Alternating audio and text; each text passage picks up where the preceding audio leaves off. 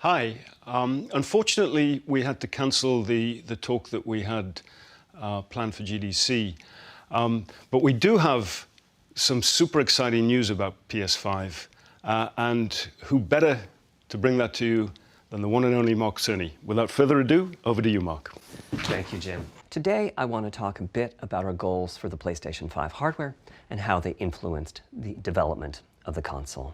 I think you all know I'm a big believer in console generation. There's a lot of learning by the game developers, hopefully not too overwhelming, and soon there's games that could never have been created. Now, it used to be that as a console designer, you'd somehow intuit what would be the best set of capabilities for the new console, and then build it in complete secrecy. For the PlayStation consoles, that period lasted through PlayStation 3, a powerful and groundbreaking console, but also one that caused quite a lot of heartache as it was initially difficult to develop games for.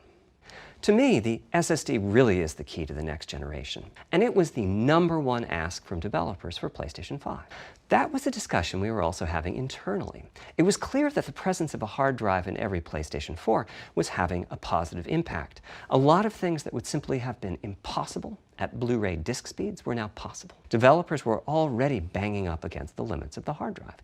On the other side, it connects to our main custom chip via 4 lanes of Gen 4 PCIe. And inside the main custom chip is a pretty hefty unit dedicated to I/O. For the SSD, the potential is that the game boots in a second.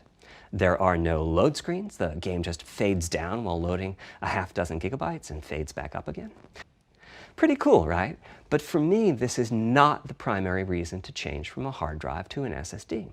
The primary reason for an ultra-fast SSD is that it gives the game designer freedom.